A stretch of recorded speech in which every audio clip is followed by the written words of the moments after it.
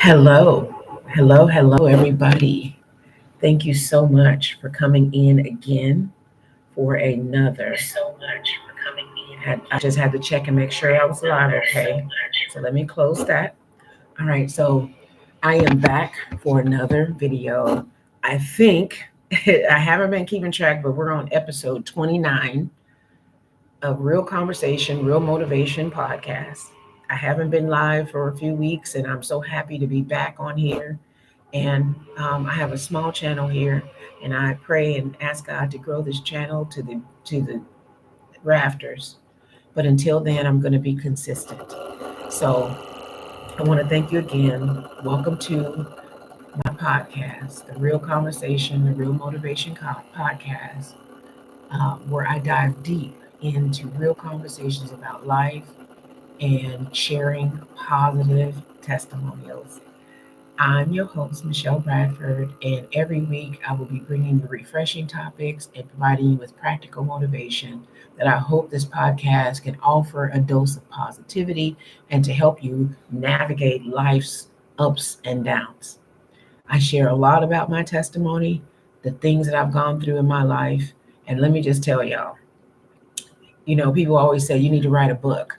Well, I've started. I'm slow going, but I'm take jotting things down and I'm making things happen. And I'm thankful and grateful that I didn't wait too long. It's never too late to go back to school. It's never too late to start writing a book. It's never too late to be a social media influencer. So I am here to share with you today about inner peace. I've been talking to several people over the last couple of days about peace and inner peace and things like that. And so I thought this was fitting today to kind of talk about, peace because there's a lot of people out there that don't really understand what peace really means and how priceless and valuable it is.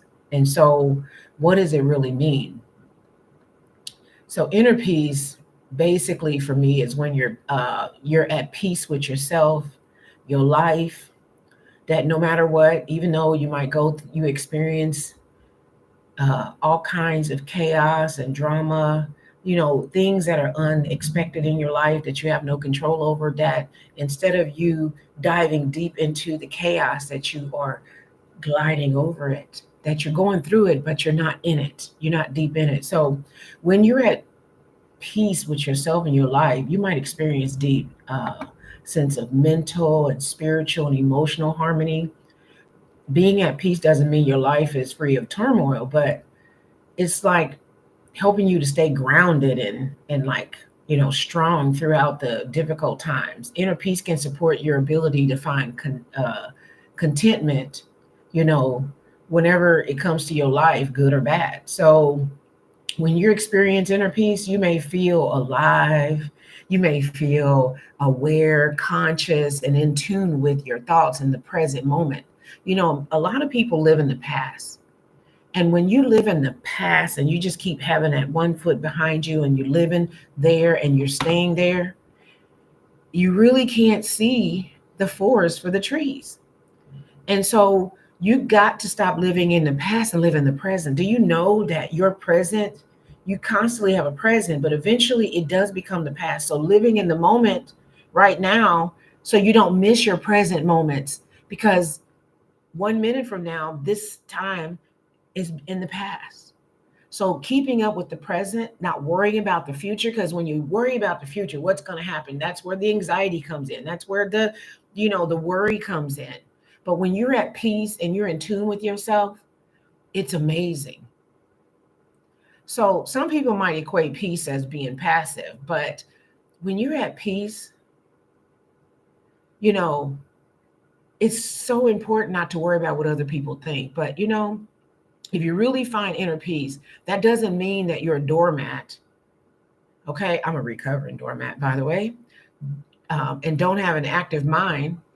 On the contrary, inner peace may make you feel more in the moment, more conscious, and more alive. So, my question to you today, anybody listening to the sound of my voice right now or after this is in replay, do you tend to overthink things? Do you find yourself dwelling in the past? We just talked about that. Do you frequently worry about the future? We just talked about that. Do you feel free? Those are things that you have to ask yourself, because inner peace is how you define the change depending on how it feels to you. There is no one way to feel peace. Everybody has a unique way of feeling peace. And so, however, if you're not sure how at peace you are, ask yourself those questions. They can help you show you what um, perspectives of your life and the aligning of your inner peace, and where you could use some work to in tune yourself with more peace. So as I was asking, so I want to go into these questions. So let's talk about these questions just for a little bit. Do you tend to overthink things? I think we all overthink all the time. We overthink life all the time. So overthinking can be a stumbling block in finding your inner peace. Because if you're always analyzing situations, encounters in your life, and trying to make informed decisions, you might find yourself continually think about this thing over and over and over and over and over, and it's taking up all your thoughts in your mind, your body. And so for a long time, you just keep reeling in your head. So you might be dampering your ability to find peace because you keep overthinking over and over and over. And a person with OCD like myself, you can overthink. You just keep thinking about the same thing over and over. You try to change it, and you just keep thinking about the over and over and over.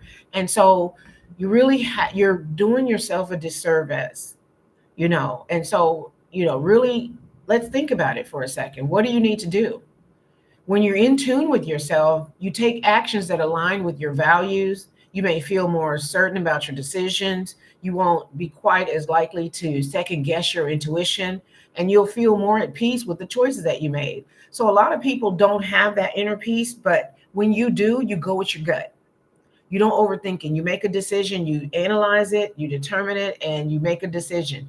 But a lot of people will just keep overthinking it and never make a decision. Then they procrastinate about it. Then that situation is delayed. And if it's something important that you got to make a decision on, it could affect your life even in a more negative way, because you have decided, you know what, I'm just not going to do anything. I'm going to procrastinate.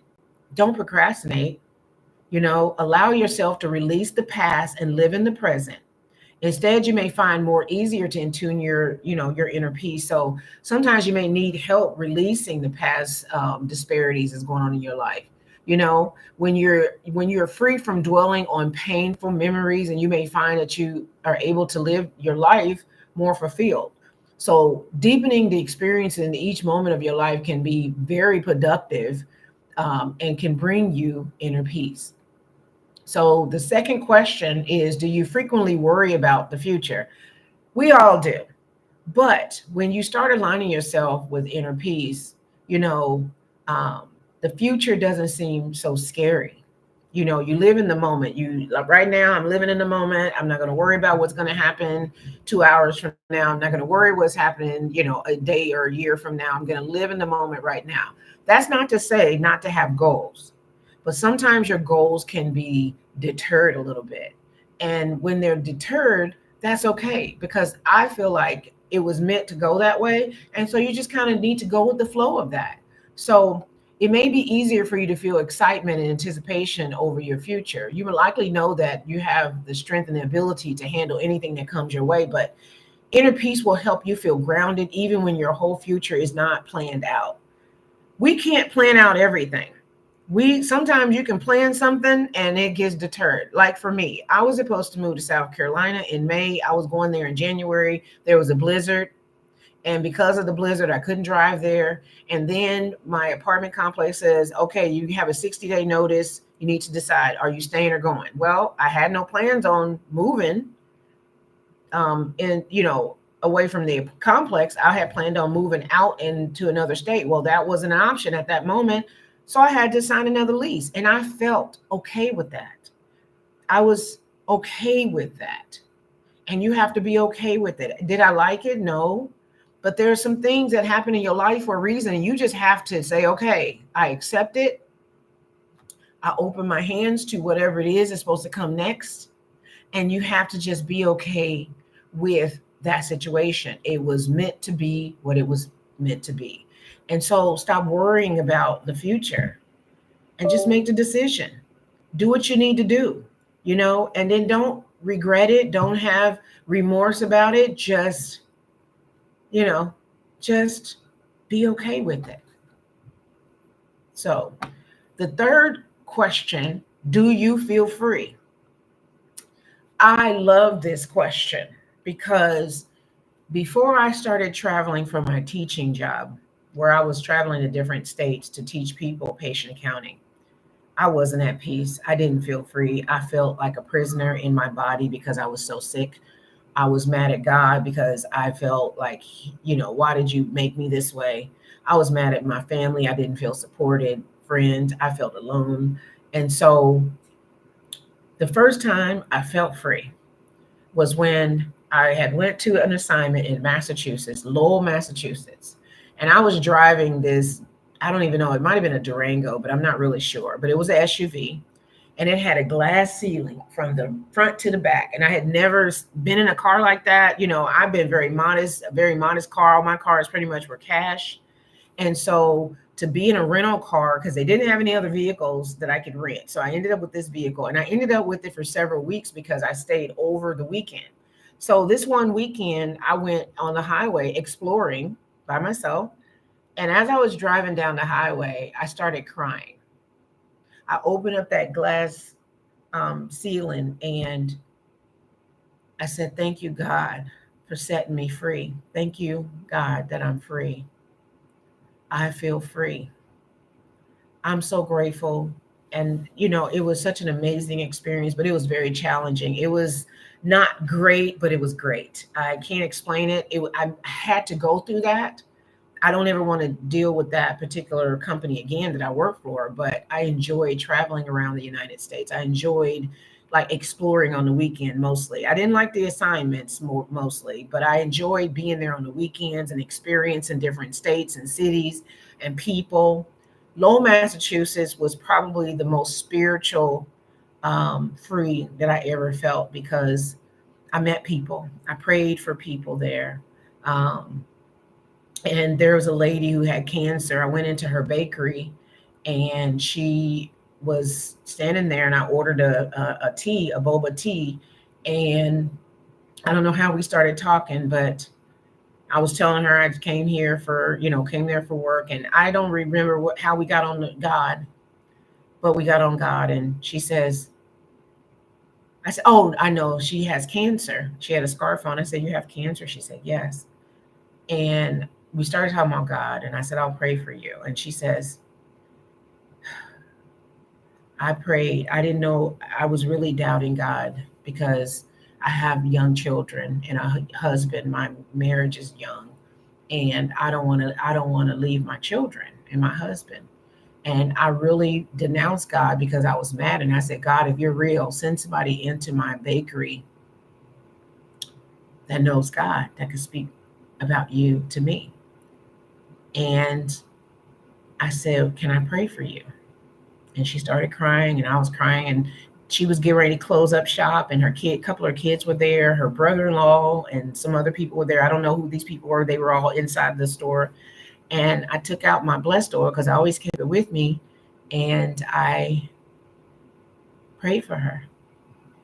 And then she explained to me that pretty much she has done all the treatment she can. And basically, I think she had a lymphoma. And basically, they said there was nothing else they could do other than she could go on a clinical trial. But the medication they would give her in that clinical trial, she could forget her family. She said, it's that I don't want to forget my family. So she decided to forego the clinical trial. And I went out with her for dinner right before I left. And it was with her and her children. And she introduced me to pho. I had never had pho before that. And I love pho, best thing ever. And I was so thankful for her. And we added each other on Facebook. And a few weeks into another position, I was somewhere else. I had left and went to another assignment. She ended up in the hospital again a couple of times, and then she passed away. And I cried for her because she had allowed me to come back to her bakery and to, do some Reiki on her, some energy healing on her. And, she accepted that she was going to die. She had finally accepted it and she just was at peace. And so she said, I have peace in me and I know who my children are all the way up until the end of my life. I didn't want to take a trial that could possibly take away my memory. And I respect that because that's a hard decision. But she was at peace. And so when you feel free, it is amazing. When you're not at peace, you may feel trapped and confined to your life, to your thoughts. You may feel as though you don't have freedom to make choices. You may feel burdened by negative thoughts and emotions. That's how I used to feel, man. I used to just be so torn up. I was just angry and negative. If you feel freedom in your life, although you may not handle, the worry and guilt and anxiety and negative thoughts well, but as you learn how to deal with inner peace, sometimes you just kind of exhale, and you have to learn how to not let all of those things hold you back. So there's never, everything is not going to be in perfect timing. Not all the time. There's always going to be all kinds of things happening in your life. So, but you have to create the peace that you want. So there's many ways to cultivate inner peace. And one way is to practice mindfulness. So simply by spending more time present and instead of being distracted, this can be meditation, breathing, hugging a tree, grounding yourself in the dirt. I dig in dirt all the time on my patio because I can't put my feet out in the grass out here in Florida. So I dig in the dirt on my patio, and I love that. That is my meditation time, and it just feels amazing. Another way is to take care of your physical body. So regularly getting out, doing exercise, and I've been very notorious for having problems with exercise lately because I've been in a lot of pain, like my neck is in pain. I've been having sciatica. And so that has been really hard for me to get the exercise in. And I can tell the difference because my stress level is higher than it's normally should be, but I am working on a better diet, which has been very helpful. Eating more healthy, intermittent fasting, things like that. Since I can't compensate for the exercise, I'm doing other things to help myself.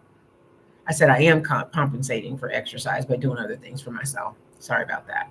So caring for your emotional health, that's to me is the most important one. So regularly caring for your emotional health will greatly impact your peace. So there's numerous ways that you can care for your emotional health. There's many, many ways. So, you know, uh, prayer and meditation, journaling, talking through your emotions with a trusted friend or therapist, finding ways to express your emotion. It's very, very important. You have to find ways to express that emotion to get it out of you. Don't hold it in, because you're alone. And if you don't have somebody to talk to, write it down, release it from you. That's the most important thing you need to do is release it out of you. Developing a spiritual connection, connecting with spiritual practices, of your life. Would that be church or to God, having a relationship with him? And I'm talking about an active relationship with God where you talk to him and you listen to him and, all of these things. So meditation is for God to speak to you, and prayer is for you to speak to God. So having more of those um, awesome moments with God in your relationship. Sometimes the hustle and bustle of life will forget.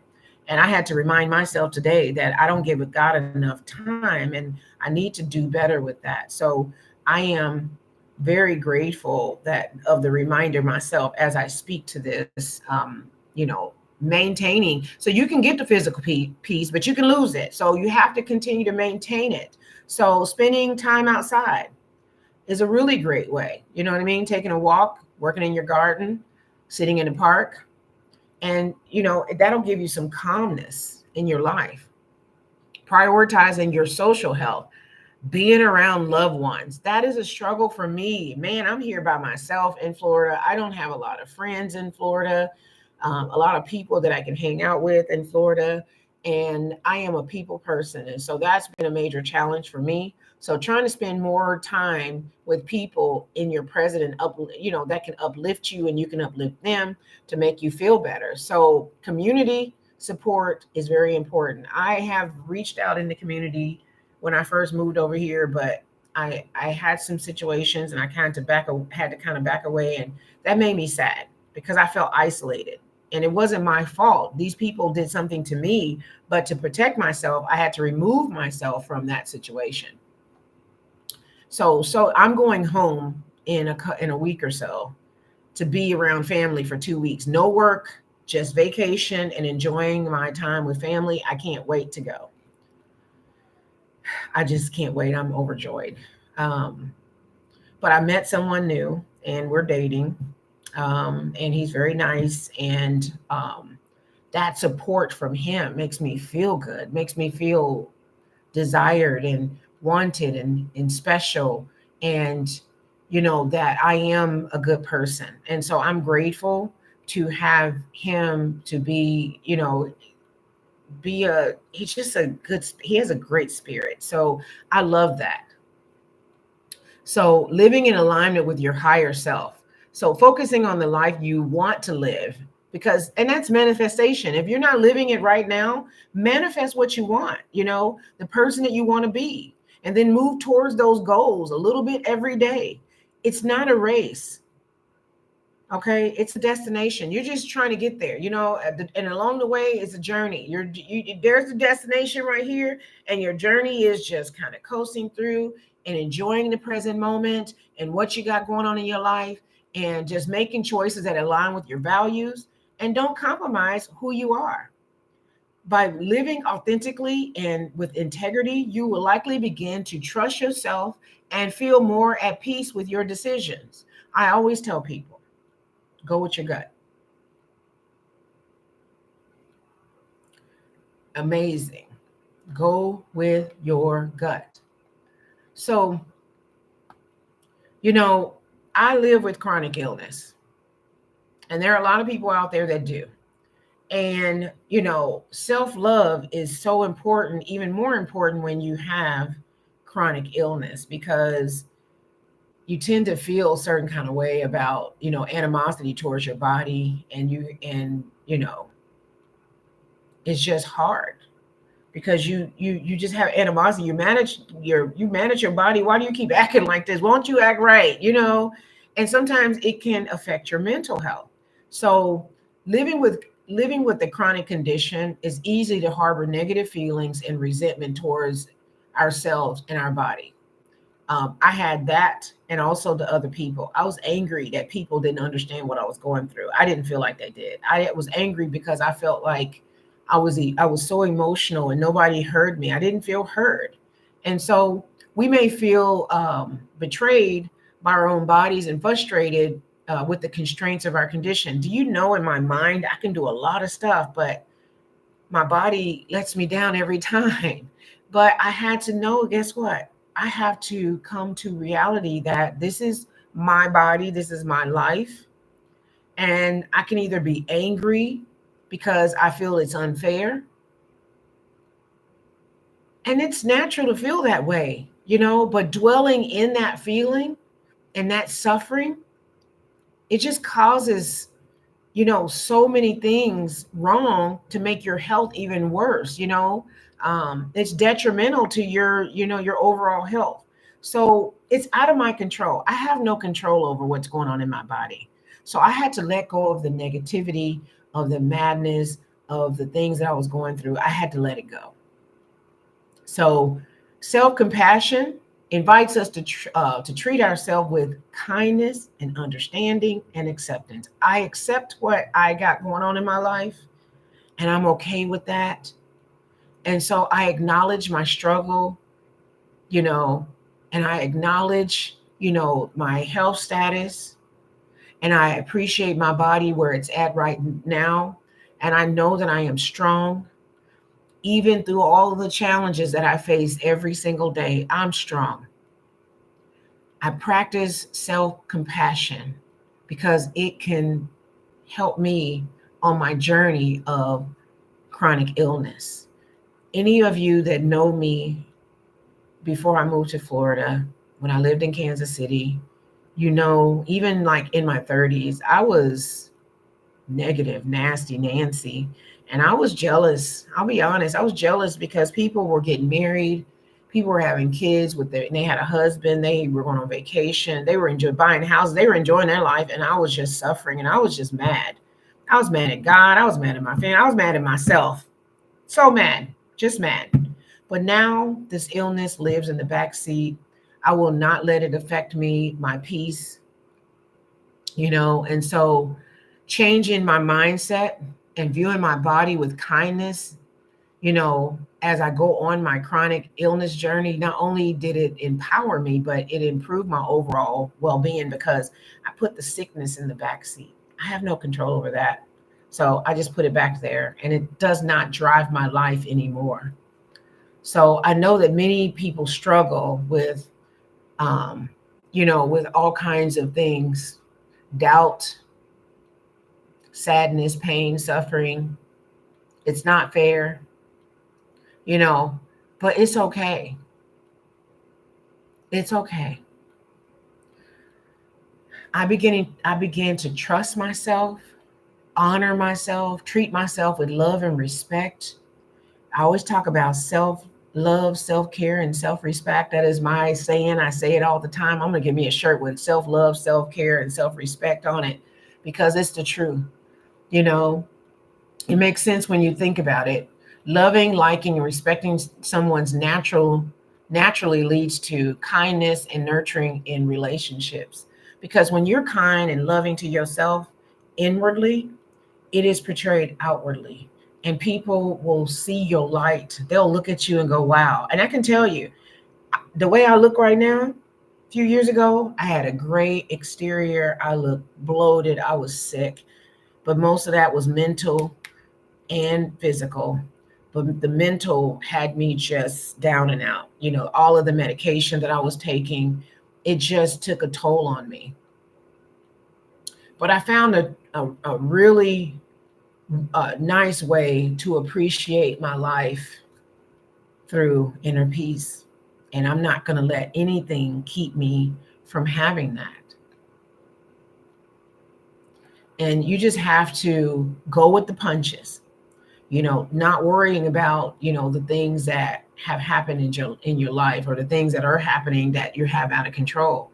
You have to learn how to, you know, just kind of almost, what's the word I want to use? Almost like a roller coaster, ride the wave in the ocean, ride the wave, you know, but finding your compassion and having self-care and self-compassion are not just good buzzwords.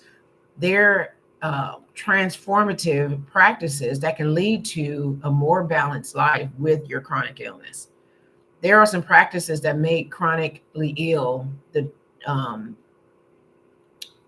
better. You know, there's a lot of stuff that you can do um, to kind of help yourself through your illness. You know, you have to shift your perspective. You have to figure out, you know what? I need to stop letting this focus and be the primary form in my life. I need to figure out how to, you know, be less worried about, you know, the illness itself and start, you know what? How do I need to deal with this? What do I need to do? Prayer, journaling, digging in the dirt, singing, dancing if you can, smiling, being around people, doing things that make you happy. And that's, you know, where I'm at with this is that you really have to kind of take that situation and turn it around. You know, you know how some people say turn that frown upside down. You got to turn that chronic illness upside down because I can tell you if you don't, it can take its toll on you and you can die. You can get sick. You can be in the hospital, you know? And so I know one thing that I had to do when it came to relationships, because I've been alone for a long time, and, my expectations of what I thought I needed were scared. And so when I really prayed about it, and asked God, I said, I'm finally ready for a husband, God. I realized that I had to alter my expectations or adjust my expectations, because what I wanted was not what I needed. And God knew exactly what I needed. And so when you measure your worth, sometimes you look at how it feels. So if you ever, like, if you got chronically ill down the line, I've been sick my whole life. So I don't know how it feels not to be in pain. I've always been in pain, and it just slowly progressed. But there are some people out there that end up being sick later in life, and so often there it's tempting to measure your worth by what you were before you were sick, and so sometimes you just have to look at the reality and accept that this is your new normal, and that's okay, and adjusting your goals to align with what you want, what you can do today. Not what you could do 10 years from now, what you can do today, you know?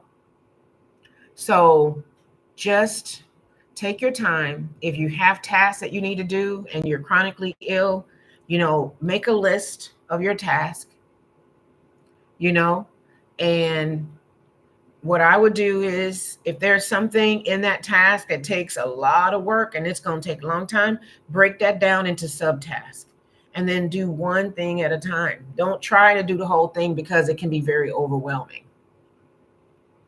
Also, acknowledging your challenges. So, living with chronic illness requires effort, and between medical appointments and managing symptoms and balancing your day to day and work and life balance and trying to do all these things, acknowledge the hard work that you've already done, because you may not think it was hard work, but guess what? If you made the effort to get it done, let me tell you something. I hung up clothes today. I put clothes away today. I cleaned my kitchen today. I swept today. And that's a lot for me. For a normal person, they could probably knock all that out and everything else in a day. But I have to break down my cleaning, um, because I hadn't been able to do any. I've been sick with a cold or virus or something for 3 weeks. And then I got sciatica for 2 or 3 weeks. And, it's just been one thing after another. And so I finally was able, I had to say, you know what? I can't get to this right now, but I'll do it when I can. And that's what I did. I did it today. I'm in pain in my neck right now. It hurts a lot. But I got that stuff done and I feel accomplished. I even cooked dinner today. So I'm grateful to have those goals, that I was able to do all those things today. At the end of the day, writing down one thing that you handled well, no matter how small it is, and seeing your effort on paper can be a good reminder of your strength. So, little things, big things. Me, actually, the vacuum cleaner is right here. I really wanted to vacuum today, but I couldn't. I had folded up the clothes up and down on the floor, hanging up clothes, folding up clothes, in the kitchen. I went to the store. I cooked dinner. I need to clean the bottom shelf of my refrigerator, but I'm not going to be able to do that today. I swept the bathroom. I swept the kitchen, but I just made my bed. I just threw the sheets over my bed. I mean, the blanket over my bed, but I didn't make it up thoroughly, but I threw the sheets over my bed. I picked up some things off the floor, but I didn't vacuum, because guess what? I just can't do that right now. So be okay with the things that you can't do, and be joyful and rejoice over the things you can. You are important, and your strength, acknowledging the things that you can do, will remind you of your strength. So, number 3, shifting how you view rest. So, resting isn't lazy. That is one of the things I have a hard time with, is because am I lazy, or am I just, I don't feel good? And so I have a hard time with that, because sometimes I just feel lazy and they overlap. I had my roommate before she died. I used to tell her that sickness breeds laziness, because she got so many different things going on with her at that time. She had stage 4 breast cancer. They thought she had colon cancer. She had a heart condition. She had COPD. She had so many things wrong with her. And after a while, that's all she did was lay around. She didn't clean. She didn't do anything. Very rarely, like maybe once or twice a month, she would clean. And so resting is not laziness or indulging. It's essential to people with chronic illness. We do have overlap. Don't get me wrong. There's moments where I'm lazy. Yeah, and I have to say, am I lazy? Like right now, I'm doing this podcast. I really want to lay down. My head hurts. But this is an accomplishment for me to be here, to have this live stream, to talk to you guys right now is an accomplishment for me, because I would rather be laying in the bed. But I told myself I was going to do I could do a pre-recorded video, which I didn't do. And so I'm here in pain, but I'm here. So it's very important that you rest, because when you have limited energy, you have to learn how to pace yourself so you don't get burnt out or flare up your symptoms. And I think that's what I did today, because I did a lot of stuff today that, I had not expected to do. My goal was today only was to hang up clothes and fold up clothes. That was it. All the other stuff was a plus. So also, you just have to know that, what, you deserve to rest. You need it. Rest your mind, body, and soul, baby. Rest your mind, body, and soul. So refrain from negative inner dialogue. So you know what? We're our own worst enemy when it comes to that. So self-criticism can cause so many things to happen to your compassion. Sometimes you can get caught up in, am I a failure? I can't believe I didn't do this or that, but I will replace it with, I'm navigating a difficult situation with the best tools that I have right now. Instead of, I failed, I didn't do it, I don't, thinking negatively about the situation, you have the best tools to deal with the situation. I always say that, thank God I don't know that I don't look like what I've been through. Okay. Practice gentle self-talk. We criticize ourselves to the utmost. We are our worst critic. And so the way you speak to yourself can shape your mindfulness and your emotional health. So doubting yourself, thinking you're not worthy, that you're not enough, overthinking that, you have less value because you have a chronic illness. You have to speak life into you. It's easy to be harsh and critical to yourself and cultivate negativity, but understanding that you deserve kindness because of this life-changing issue that you have, take out the negative self-taught, because you self-taught yourself the self-talk, so you have to be deprogram that, so that you live in the best version of yourself today. So number 6 is shifting your focus to what you can do. So instead of worrying about what you can't do, for instance, there are people that are in wheelchairs. They'll never be able to walk again. Sometimes there's some people that end up walking, but there's quadriplegics, people that can't walk and they never will. And you can decide, dwell on that I no longer have legs to move, or you use the tools that you have and say, you know what, I might not be able to dance with feet, but I can dance in my wheelchair. I might not be able to, go here and there, but I can go in my wheelchair. Don't limit yourself because you don't, you have a cane or you have a wheelchair, or, you're blind and or you can't hear, you're mute. I live with several chronic illnesses that affect my very rare. It affects my muscles, my cartilage, my organs, and the biggest organ, our skin. It affects me in many ways. And I have multiple symptoms. And sometimes when I've never had them all come at once, but I've had a majority come at once. And it's very frustrating and overwhelming. So looking at what you can do. So 90%, I can't do this, but look at that 10% and focus on that 10%. you know? So when you're feeling overwhelmed and frustrated, it's important to shift your focus to what you can do rather than what you can't. You may not be able to conquer a long-term to-do list when you're not feeling well, but it's important to prioritize and be realistic. You know, don't think about what you used to be able to do. Think about right now. What's most important to you? You know, so the seventh thing is embracing the fact that you are enough. That's one of the things that I can tell you that I had a hard time with because, in this being a single woman with chronic illness, I navigated online dating a lot. I very rarely ever meet anybody in public because I work from home. And so if I didn't do online dating, I wouldn't date because I go to the grocery store and I come home, I don't meet people. So the thing is that navigating and explaining your chronic illness to people that you don't know that you're potentially trying to date has been a challenge for me because I've had several, after I, talk to them on the phone and I tell them about my chronic illness, I never hear from them again. Or I go out with them and I only have one date because, I'm one of these people, I'm very transparent. I don't want you to like me. And then you go, oh, Michelle lied to me and she told me, she's sick, but she didn't tell me. So on my dating profile, it has chronic illness. I live with chronic illness, but I don't let it drive my life. It is in the back seat of my life, and that's okay.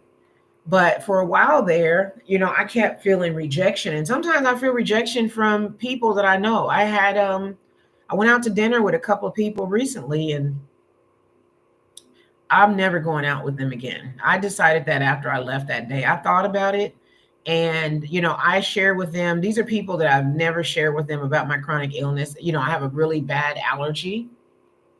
And they just made me feel like crap. Oh my God, I couldn't go without meat. Oh my God. Or girl, you might as well be in a bubble. Jeez. And so that made me feel like I wasn't enough. Made me, and I felt like, what? Why am I hanging around people that talk to me like this? These people to lift me up. I need somebody to lift me up, not talk about me in my face and taunt what I'm going through. I have no choice in this situation.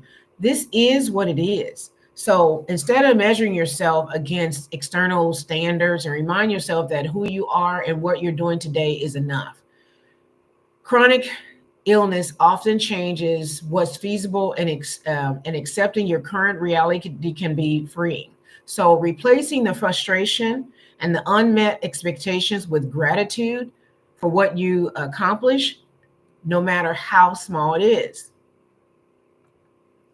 Number 8, celebrate the wins, big or small. I always love to say quick wins, but big wins, big or small. So every step towards uh, deserves acknowledgement, no matter the size. Manage to walk a short walk.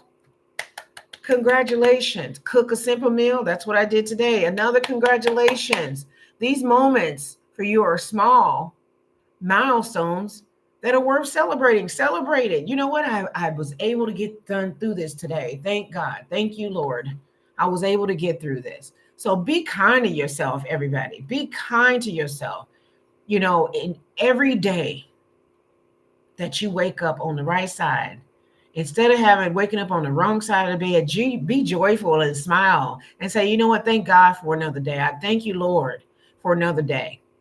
So living with chronic illness is not easy, but cultivating self-compassion can help shift your perspective and lift some of the emotional burdens. It's about recognizing that you are human and that your value does not diminish because you cannot do something on any given day. Small acts of kindness towards yourself is a step towards a living well process, lifestyle within the parameters of your chronic illness. Choose self-compassion today and watch how it transforms your life, how you find the inner peace. I was telling somebody today that, I I don't let anybody destroy my peace. I have a situation with a family member. I refuse to let them destroy my peace. You know why? Because it's so priceless to me. The value that I feel is amazing. And I'm not going to let anybody steal my joy and my peace ever again.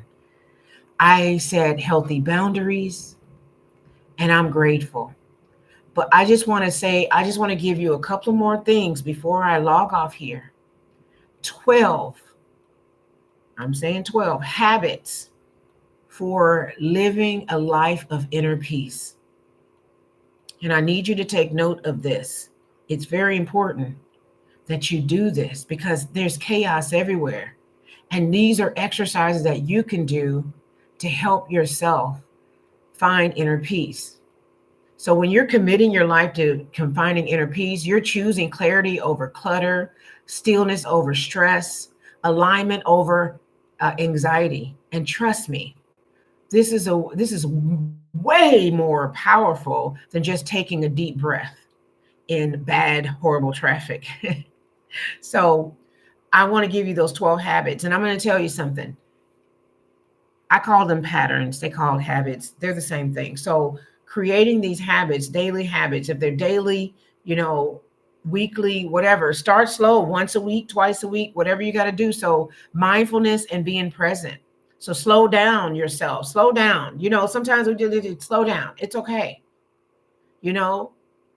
Again, breathing, walking in nature, enjoying your life, spiritual connection, gratitude, acceptance, self-reflect, healthy boundaries. Now, healthy boundaries is very important to me because I've been setting those and people are not happy with my healthy boundaries. I'm telling people how I feel. The word no means no. It doesn't have an explanation. And people will try to guilt trip you and make you feel bad because you put up a boundary. Well, guess what? I am over people stomping over things that I don't feel comfortable with. And so I am joyful and happy and honored with myself. I'm so proud of myself to be able to say no, to be able to say, that I don't accept that. It helps you to ground yourself. It clears out all of the frustrations and it allows you to connect to your inner wisdom. So number 7 is connecting with nature, acts of kindness, mind and body practice. We already talked about chai tea, exercising, stretching, yoga, gracious acceptance,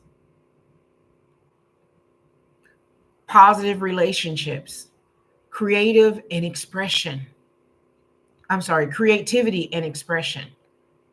Those are all things that you can do, habits you can do. And when we talk about creative expressions, that one hit me the most because I have some friends, when I ask them what their hobbies are or what they're passionate about, they don't know, they can't say. What am I compassionate about? Motivation, sharing encouragement, being on social media, sharing positive things, sharing resources with people. And so that brings me joy.